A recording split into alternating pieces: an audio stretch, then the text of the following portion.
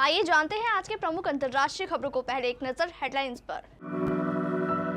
झूठ से भरी हुई सरकारी स्क्रिप्ट, सदन में राष्ट्रपति संबोधन पर बरसा विपक्ष। अखिलेश यादव के सांसद ने लोकसभा स्पीकर को चिट्ठी में क्या लिखा। 1 जुलाई से तीनों कानून संहिता लागू करने के पूरे दलबल के साथ तैयारी, लाखों अधिकारियों को दी गई ट्रेनिंग। इजराइल में अडानी के पोर्ट पर ड्रोन अटैक, हूतियों ने हाइफा बंदरगाह पर हमले का किया दावा। रंग लाई इमरान खान की गुहार, यूएस के एक कदम से हिल गई शहबाज सरकार। बोलीविया में तख्ता पलट की एक और नाकाम कोशिश, क्यों इस देश में होती रही सबसे ज्यादा सैन्य बगावतें। ऑस्ट्रेलिया ने कभी असांज से मुंह मोड़ लिया था, वक्त ने उन्हें शहीद बना दिया। सोने चांदी की कीमतों में मामूली गिरावट, जानिए आज क्या है रेट। फैमिली डिनर के दौरान दामाद जहीर संग दिखी सोनाक्षी की मां पूनम की बॉन्डिंग। और जयवर्धने के बाद श्रीलंका के मुख्य कोच ने भी दिया इस्तीफा, विश्व कप में पहले राउंड से बाहर हुई थी टीम। यूपी के पूर्व सीएम अखिलेश यादव की समाजवादी पार्टी के लोकसभा सांसद आर.के. चौधरी ने संसद में लगे सिंगल पर सवाल उठाते हुए इसको हटाने की मांग की है। उन्होंने लोकसभा स्पीकर ओम बिरला को लिखी चिट्ठी में कहा कि सिंगल राजतंत्र का प्रतीक है और ऐसे में इसकी जगह संविधान लगाया जाना चाहिए। आर.के. चौधरी ने लिखा कि मैंने इस सम्मानित सदन में आपके समक्ष सदस्य के रूप में शपथ ली कि मैं विधि द्वारा स्थापित भारत के संविधान के प्रति सच्ची श्रद्धा और निष्ठा रखूंगा। लेकिन सदन की कुर्सी के दाईं ओर सिंगल को देखकर हैरान रह गया। लोकसभा में सत्तारूढ़ गठबंधन के नेताओं द्वारा आपातकाल पर की गई टिप्पणियों को लेकर हंगामा मचा हुआ था कि राष्ट्रपति द्रौपदी मुर्मू ने अपने संबोधन में वर्ष 1975 के उस दौर का जिक्र किया। विपक्षी गठबंधन ने इसे लेकर अपनी नाराजगी जताई है। विपक्ष के नेताओं का कहना है कि राष्ट्रपति के संबोधन की स्क्रिप्ट सरकार द्वारा उपलब्ध कराई गई थी और यह झूठ से भरी हुई थी। विपक्ष ने सदन में आपातकाल को लेकर लगातार बयानबाजियों पर भी सरकार को आड़े हाथों लिया था। आपको बता दें कि 18वीं लोकसभा के गठन के बाद संसद की संयुक्त बैठक में राष्ट्रपति ने अपने पहले संबोधन में आपातकाल का करारा हमला बोला। आपको बता दें कि 18वीं लोकसभा के गठन के बाद संसद की संयुक्त बैठक में राष्ट्रपति ने अपने पहले संबोधन में आपातकाल पर करारा हमला बोला।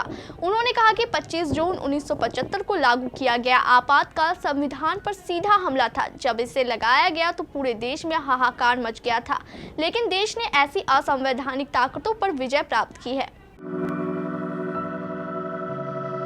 भारतीय न्याय संहिता, भारतीय नागरिक सुरक्षा संहिता और भारतीय साक्ष्य अधिनियम लागू होने में गिनती के दिन बचे हैं। सरकार ने अपने सभी संसाधनों के साथ 1 जुलाई को इनके लागू होने की तैयारी भी पूरे जोश के साथ कर रखी है।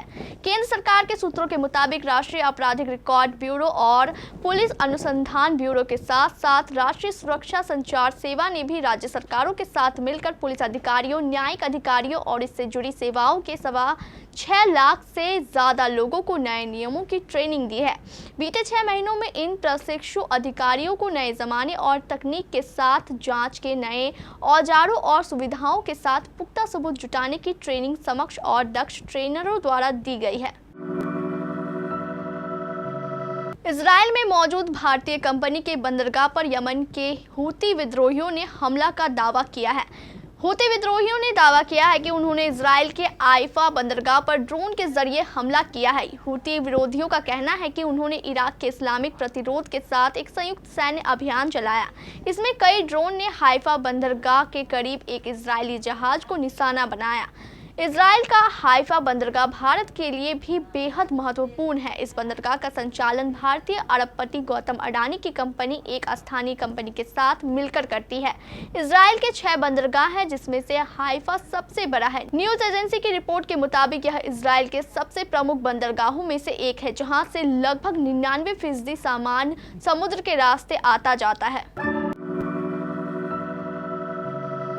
पाकिस्तान में हाल ही में हुए चुनाव में धांधली की कई खबरें सामने आई है। पाकिस्तान चुनाव में पूर्व प्रधानमंत्री इमरान खान की पार्टी पीटीआई को हिस्सा नहीं लेने दिया गया था।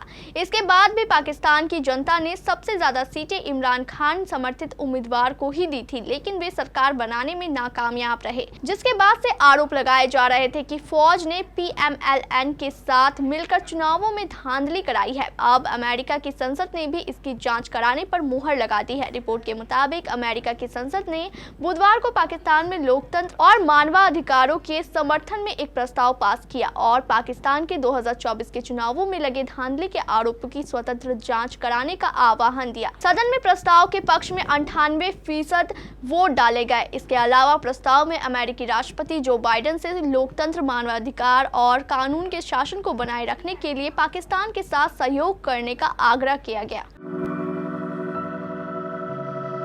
पूरी दुनिया में अस्थिरता दिख रही है। इसी बीच बुधवार को दक्षिण अमेरिकी देश बोलीविया में अलग ही स्ट्रीम दिखा। वहां जनरल जुआन जोस जुनिगा की अगुवाई में सशस्त्र बलों ने राष्ट्रपति भवन पर धावा बोलना चाहा। हालांकि 3 घंटों के भीतर ही विद्रोह शुरू होकर काबू में आ गया।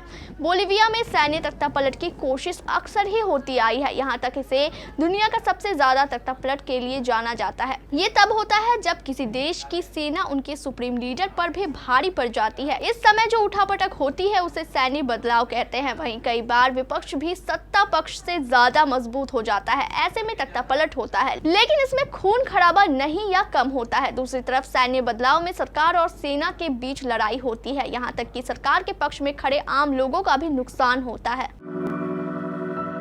जब जूलियन असांज 14 साल बाद पहली बार ऑस्ट्रेलिया की धरती पर उतरे तो उन्होंने भावुक होकर अपनी पत्नी को गले लगाया और जीत की खुशी में अपनी मुट्ठी से लोगों का अभिवादन किया। जब वो एयरबेस से अपनी गाड़ी में चले तो वहां मौजूद चंद समर्थकों ने उनका स्वागत किया और खुशी से चिल्ला उठे, लेकिन यह किसी हीरो का स्वागत नहीं था। वहां कोई बड़ी भीड़ नहीं थी। हालांकि थोड़ा करीब से देखने पर यह साफ तौर पर दिख जाएगा कि विकीलीक्स के संस्थापक को वापस लाने के लिए ऑस्ट्रेलियाई सरकार ने कितनी कड़ी मेहनत की थी। कैमरों के लेंस से दूर उनके विमान के पीछे अमेरिका में देश के राजदूत केविन रड और ब्रिटेन में ऑस्ट्रेलिया के हाई कमिश्नर स्टीफन स्मिथ का विमान चल रहा था।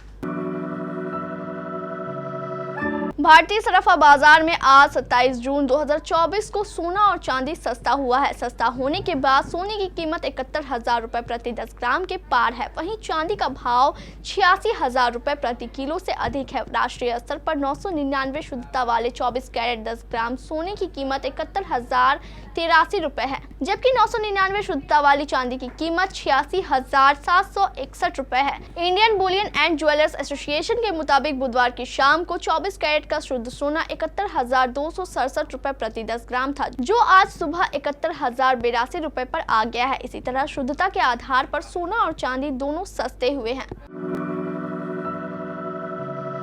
सोनाक्षी सिन्हा और जहीर इकबाल ने सालों साल की डेटिंग के बाद 23 जून 2024 को फैमिली और क्लोज फ्रेंड की मौजूदगी में सिविल मैरिज की थी। इसकी तस्वीरें भी कपल ने अपने सोशल मीडिया पर शेयर की। उसी दिन न्यूलीवैड कपल ने वेडिंग रिसेप्शन भी होस्ट किया था। वहीं शादी के बाद पहली बार कपल अपनी फैमिली के साथ डिनर के लिए स्पॉट किए गए।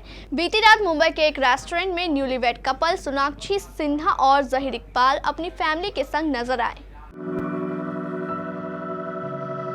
T20 विश्व कप 2024 में अपने खराब प्रदर्शन के चलते टूर्नामेंट से बाहर हुई श्रीलंका की टीम को तगड़ा झटका लगा है। टीम के सलाहकार पद से हाल ही में पूर्व दिग्गज क्रिकेटर महिला जयवर्धन ने इस्तीफा दिया था। अब टीम के श्रृंखलाई टीम के मुख्य कोच क्रिस सिल्वरवुड ने भी अपने पद से इस्तीफा दे दिया है। इसकी जानकारी श्रीलंका क्रिकेट बोर्ड यानी SLC की तरफ से जारी किए गए बयान में दी गई।